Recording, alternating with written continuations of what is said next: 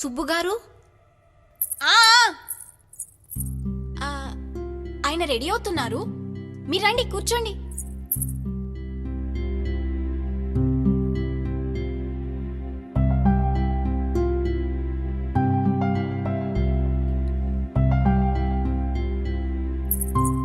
బావా, అదేంటండి అలా మొహమాట పడుతున్నారు? రండి కూర్చోండి. మంచినీళ్ళు ఏమైనా తీసుకుంటారా?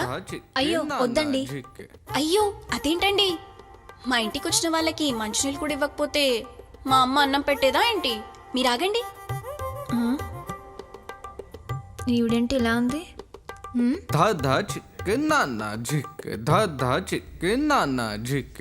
తీసుకోండి. ఇంతకీ మీ పేరు చెప్పలేదు? అహల్య అండి. హల్య, మీ పేరు చాలా బాగుందండి. ఇంతకీ మీరు ఎక్కడుంటారు? ఇక్కడే దగ్గరలో పక్కనే ఉంటా. అవునా? అయితే అప్పుడప్పుడు వస్తుండండి.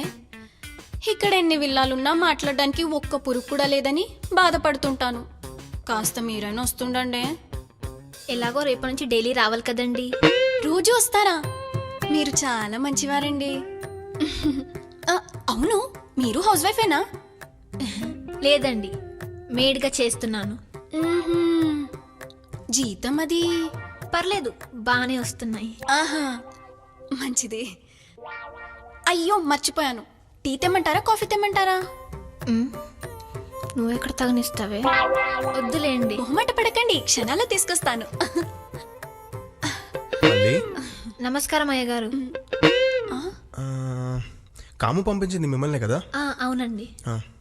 ఏవండి ఈవిడ పని మనిషి మళ్ళీ.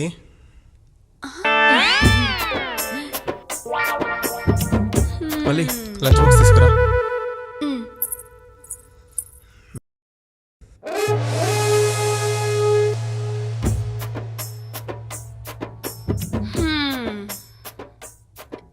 ఇందాక ఏం జాబ్ చేస్తున్నావు అని అడిగితే ఏదో అన్నావు, ఏంటది? మేడ్ అంటే పని మనిషి అమ్మగారు. ఈ తెలుగుకి ఏమైనా తెగులు పట్టిందా? ఇందాకే చెప్పుండొచ్చు కదే. నాకేం తెలుస్తుంది మీకు ఇంగ్లీష్ రాదని అమ్మగారు. సర్లే కానీ ఇంతకీ ఏమేం పనులు చేస్తావేంటి? వంట వండుతానండి. ఏంటి నాకంటే బాగా చేస్తావా? ఇల్లు కడుగుతాను. 2 రోజులకోసారి నేను చేస్తున్నాగా, దానికి నువ్వెందుకు? అంట్లు తోముతాను. నేను చేస్తున్నా, దానికి నువ్వెందుకు? బట్టలు ఉతుకుతాను. వాషింగ్ మిషన్ కూడా అదే చేస్తుంది, దానికి నువ్వెందుకు?